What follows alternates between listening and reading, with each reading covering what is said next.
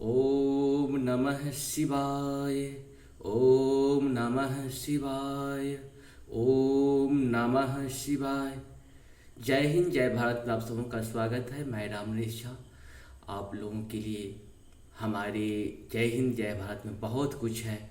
जैसे संपूर्ण गीता का आपका सारा 18 अध्याय तक संस्कृत और हिंदी में है। साथ साथ दुर्गा सप्तशती का पाठ, अर्गला, कील, क्षमा प्रार्थना के साथ और भी आरती संग्रह सहित सब कुछ उपलब्ध है। इस सब का लाभ कहीं न कहीं आप लोग उठाएं। एक घड़ी आधो घड़ी आधो में पुनियाद, तुलसी संगत साधु के हरहु कोटि अपराध। हम लोग छोटा छोटा समय निकालें, 30 मिनट, 40 मिनट, 50 मिनट। हम लोग के लिए प्रभु 24 घंटा देते हैं।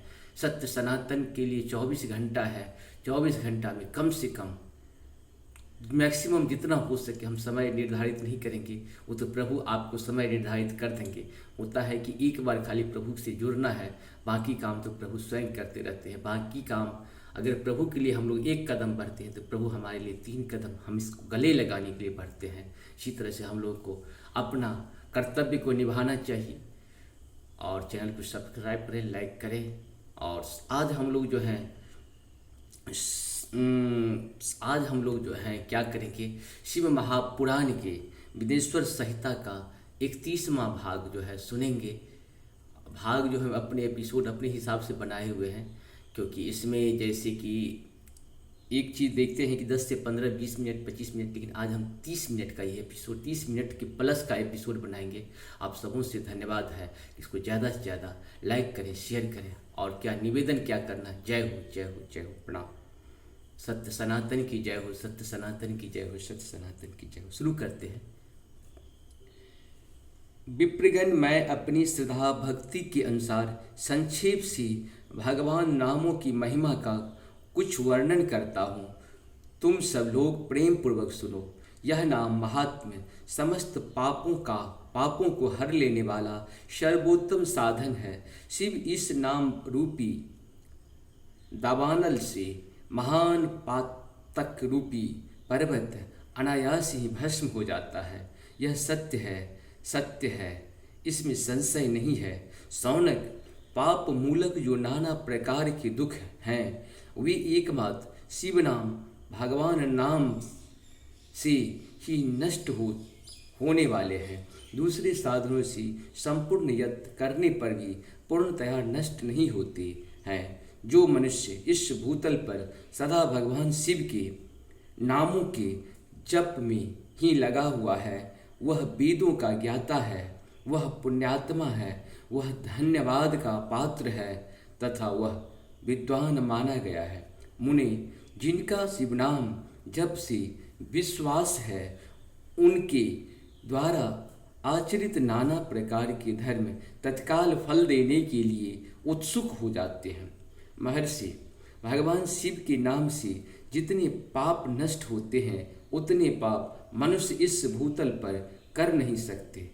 जो शिव नाम रूपी नौका पर आरूढ़ हो संसार रूपी समुद्र को पार करते हैं, उनके जन्म मरण रूपी संसार की मूलभूत वे सारे पाप निश्चय ही नष्ट हो जाते हैं। महामुनि, संसार के मूलभूत पातक रूपी पादपों का शिव नाम रूपी कुठार से निश्चय ही नाश हो जाता है।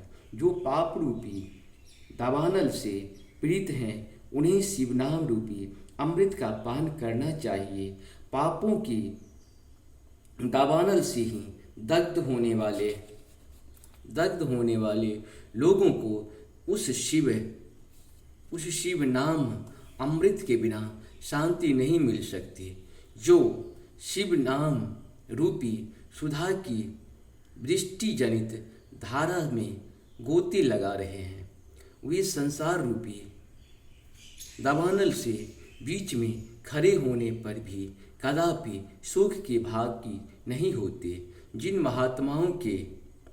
महात्माओं के मन में शिव नाम के प्रति बड़ी भारी भक्ति है, ऐसे लोगों का सहसा और सर्वथा मुक्त होती है।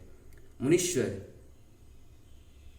जिसने अनेक जन्मों तक तपस्या की है उसी की शिव नाम के प्रति भक्ति होती है जो समस्त पापों का नाश करने वाली है। जिसके मन में भगवान शिव के नाम के प्रति कभी खंडित न होने वाले असाधारण भक्ति प्रकट हुई है, उसी के लिए मोक्ष सुलभ है। यह मेरा मत है। जो अनेक पाप करके भी भगवान शिव के नाम जप से आदरपूर्वक लग गया है, वह समस्त पापों से मुक्त हो जाता है, इसमें संशय नहीं है। जैसे वन में दावानल से दग्ध हुए वृक्ष भस्म हो जाते हैं, उसी प्रकार शिव नाम रूपी दावानल से दग्ध होकर उस समय तक के सारे पाप भस्म हो जाते हैं। शौनक, जिसके अंग नित्य भस्म लगाने से पवित्र हो गए हैं तथा जो शिवनाम जप का आदर करने लगा है, वह घोर संसार सागर को भी पार कर ही लेता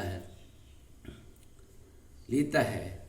संपूर्ण वेदों का अवलोकन करके पूर्ववर्ती महर्षियों ने यही निश्चय किया है कि भगवान शिव की नाम का जप संसार सागर को पार करने के लिए सर्वोत्तम उपाय है। मुनिवरों, अधिक कहने से क्या लाभ। मैं शिव नाम के सर्व पापाहारी महात्म का एक ही श्लोक में वर्णन करता हूँ। भगवान शंकर के एक नाम से ही पाप हरण की जितनी शक्ति है, उतना पातक मनुष्य कभी कर ही नहीं सकता। मुनि, पूर्व काल में महापापी राजा इंद्र दुमन ने शिव नाम के प्रभाव से ही उत्तम सद्गति प्राप्त की थी। इसी तरह कोई भी ब्राह्मणी युवती भी जो बहुत पाप कर चुकी थी, शिव नाम के प्रभाव से ही उत्तम गति को प्राप्त हुई। द्विजवरों, इस प्रकार मैंने तुमसे भगवान नाम की उत्तम महात्म का वर्णन किया है। अब तुम भस्म का महात्म सुनो, जो समस्त पावन वस्तुओं को भी पावन करने वाला है। महर्षियों,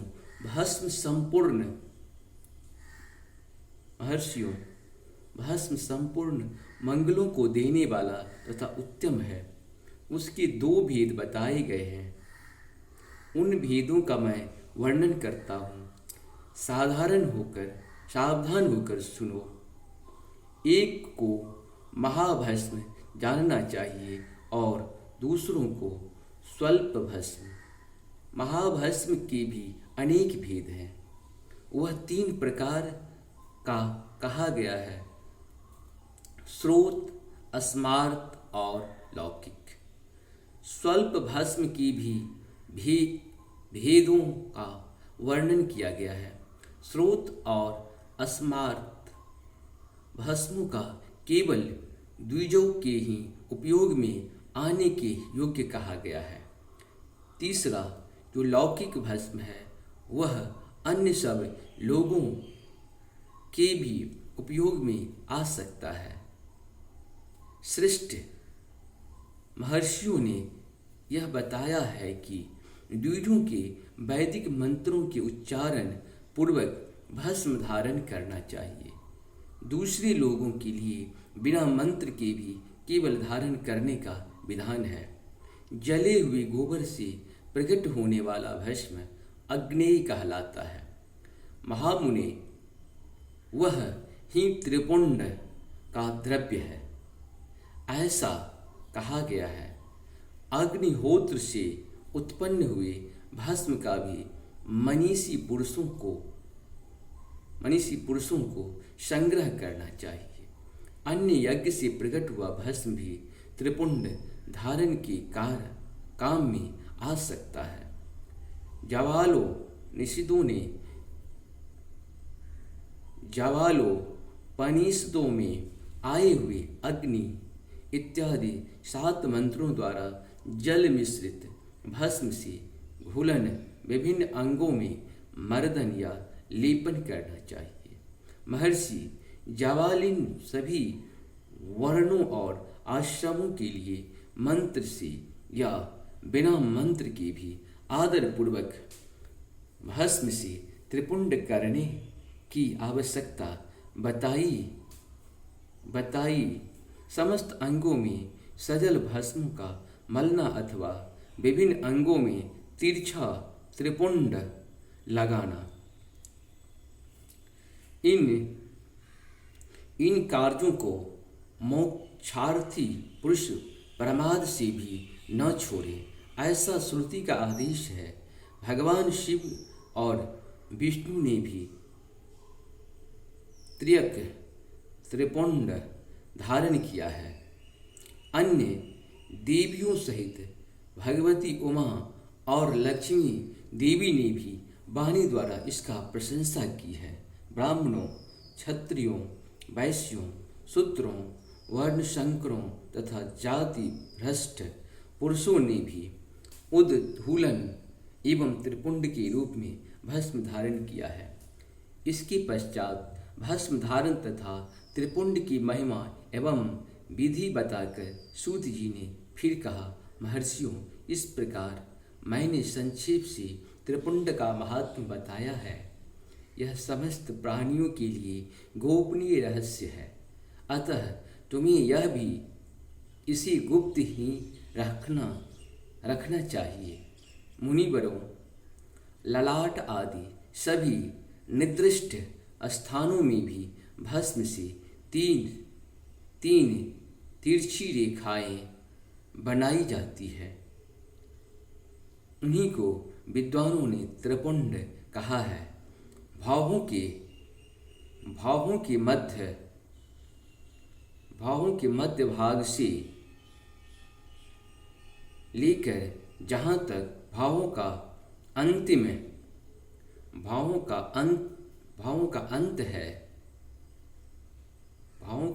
है उतना बड़ा त्रिपुंड ललाट में धारण करना चाहिए।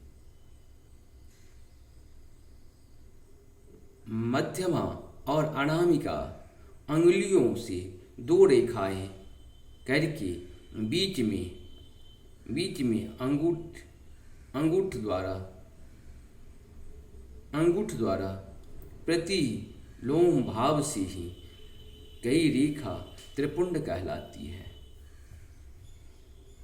बीच को 3 अंगुलियों से भस्म धारण यत्नपूर्वक भक्तिभाव से ललाट में त्रिपुंड धारण करें। त्रिपुंड अत्यंत उत्तम तथा भोग और मोक्ष को देने वाला है। त्रिपुंड की तीनों रेखाओं में से प्रत्येक की 9 देवता हैं, जो सभी अंगों में स्थित हैं। मैं उनका परिचय देता हूँ, सावधान होकर सुनो। मुनिवरों, प्रणव का प्रथम अक्षर आकार गार्हपत्य, अग्नि, पृथ्वी, धर्म, रजोगुण, ऋग्वेद, क्रियाशक्ति, प्रातः श्रवण तथा महादेव, ये त्रिपुंड की प्रथम रेखाओं की 9 देवता हैं। यह बात शिव दीक्षा परायण पुरुषों को अच्छी तरह समझ लेनी चाहिए। प्रणव का दूसरा अक्षर उकार दक्षिणाग्नि, आकाश, सत्वगुणी, यजुर्वेद, मध्य दिन सवन, इच्छा शक्ति, अंतरात्मा तथा महेश्वरी, ये दूसरी रेखा की 9 देवता हैं। प्रणव का तीसरा अक्षर मकार आहवानीय, अग्नि, परमात्मा, तमोगुण, द्युलोक, ज्ञान शक्ति, सामवेद। तृतीय सवन तथा शिव, ये तीसरी रेखा के 9 देवता हैं। इस प्रकार स्थान देवताओं का उत्तम भक्तिभाव से नित्य नमस्कार करके स्नान आदि से शुद्ध हुआ पुरुष यदि त्रिपुंड धारण करे तो भोग और मोक्ष की भी प्राप्ति कर लेता है। मुनीश्वर, ये संपूर्ण अंगों में स्थान देवता बताए गए हैं। अब उनके संबंधी स्थान बताता हूँ। भक्ति पूर्वक सुनो। 32, 16, 8 अथवा 5 स्थानों में त्रिपुंड का न्यास करें। मस्तक, ललाट, दोनों कान, दोनों नेत्र, दोनों नासिका, मुख, कंठ, दोनों हाथों, दोनों कोहनियों, दोनों कलाई, हृदय, दोनों पार्श्वर्ग भाग, नाभि, दोनों अंडकोश, दोनों उरु, दोनों गुल्फ, दोनों घुटने, दोनों पिंडली और दोनों पैर। ये 32 उत्तम स्थान है। इसमें से क्रमशः अग्नि, जल, पृथ्वी, वायु, 10 दिक् प्रदेश, 10 दिक्पाल तथा 8 वस्तुओं का निवास है। धर, ध्रुव, सोम, आप, अनिल, अनल, प्रत्युष और प्रभाव, ये 8 वसु कहे गए हैं। इन सब का नाम मात्र लेकर उनके स्थान में विद्वान पुरुष त्रिपुंड धारण करें, अथवा एकाग्रचित हो 16 स्थान में ही त्रिपुंड धारण करें।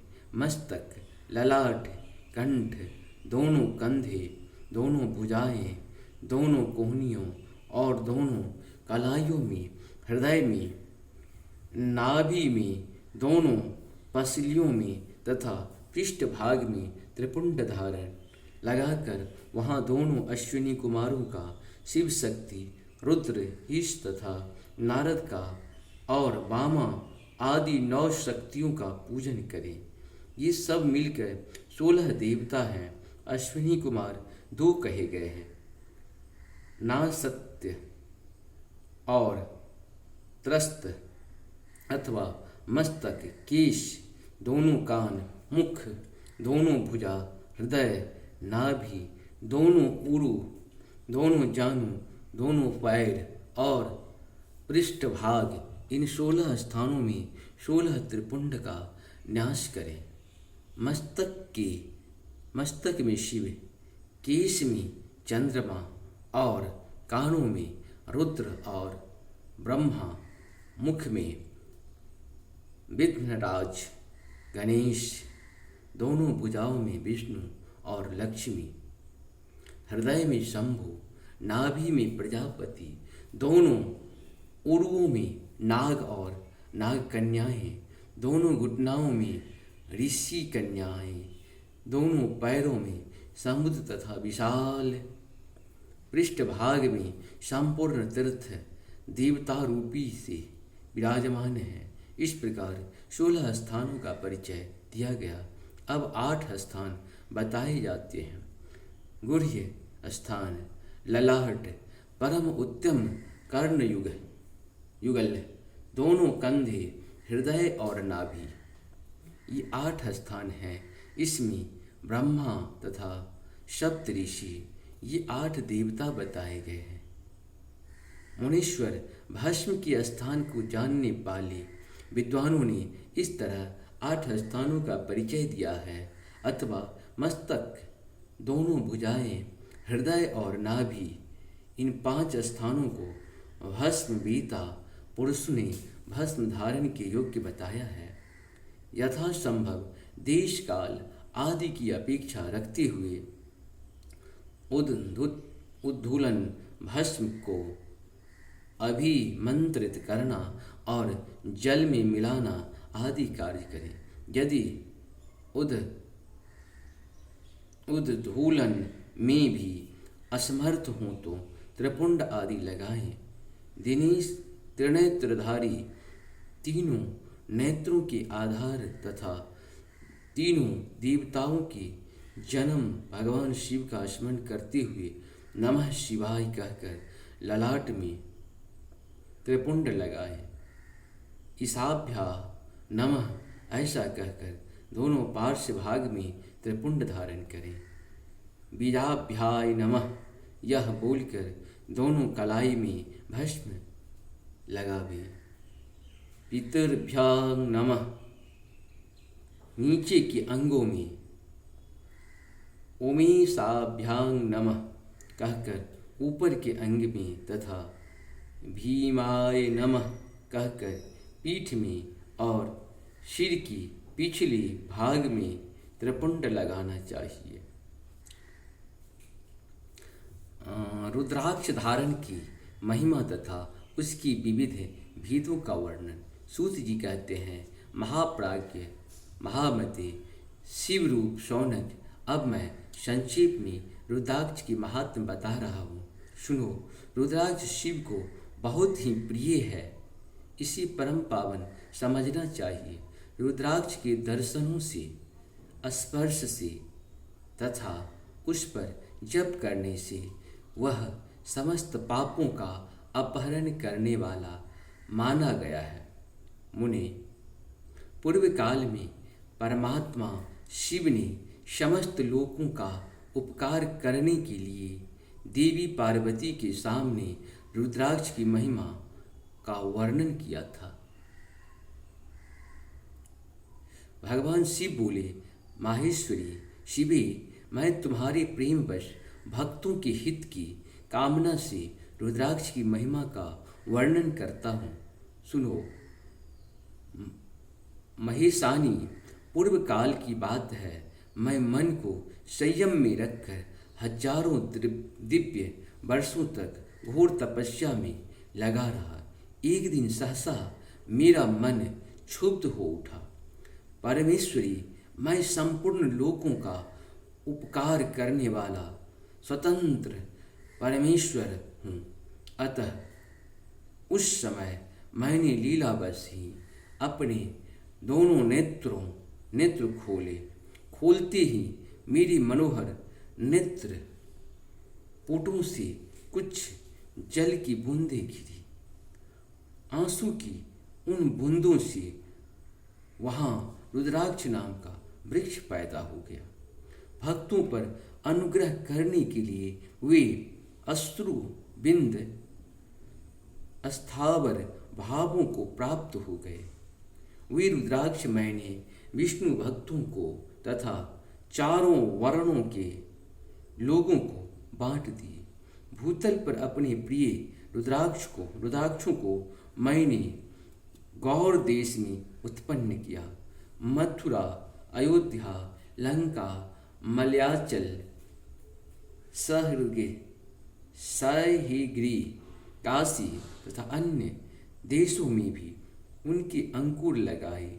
वे उत्तम रुद्राक्ष असह पाप समूहों का भेदन करने वाले तथा श्रुतियों के भी प्रेम प्रेरक हैं। मेरी आज्ञा से वे ब्राह्मण, क्षत्रिय, वैश्य और शूद्र जाति के लोग से इस भूतल पर प्रकट हुए रुद्राक्ष जाति के शुभाक्ष ही प्रकट सुहाक्ष भी है। इन ब्रह्मानादि जाति वाले रुद्राक्षों के वर्ण श्वेत, रक्त, पीत तथा कृष्ण जाननी चाहिए। मनुष्यों को चाहिए कि वे क्रमशः वर्ण के अनुसार अपनी जाति का ही रुद्राक्ष धारण करें। भोग और मोक्ष की इच्छा रखने वाले चारों वर्णों के लोगों और विशेषतः शिव भक्त को शिव पार्वती की प्रसन्नता के लिए रुद्राक्ष के फलों को अवश्य धारण करना चाहिए। आंवले के फल के बराबर जो रुद्राक्ष हो वह श्रेष्ठ बताया गया है। जो बेर के फल के बराबर हो उसे मध्यम श्रेणी का कहा गया है, और जो चने के बराबर हों उसको उसकी गणना निम्न कोटि में की गई है। अब उसकी महत्ताओं को परखने की एक दूसरी उत्तम प्रक्रिया बताई जाती है, जिसे बताने का उद्देश्य है भक्तों की हित कामना। पार्वती, तुम भली भांति प्रेम पूर्वक इसी विषय को सुनो। माहेश्वरी, जो रुद्राक्ष वीर के फल के बराबर होता है। इस प्रकार से हम लोग का ये पूर्ण हुआ। आप सबों को बहुत बहुत धन्यवाद है, और प्रभु का नाम धाम और काम इसी तरह से हम लोग करते रहें। और जय हो जय हो जय हो। सुनते रहिए। जय हिंद जय भारत। और बार बार सुनिए, एक बार नहीं 1000 बार सुनिए, मोक्ष के लिए, मुक्ति के लिए, आने वाले कल के लिए। और साथ साथ ये मेरा शरीर जो है पुनः इससे भी उत्तम शरीर देवलोक तक जाए, इसके लिए आप सबों को बहुत बहुत धन्यवाद। जय हो जय हो जय हो।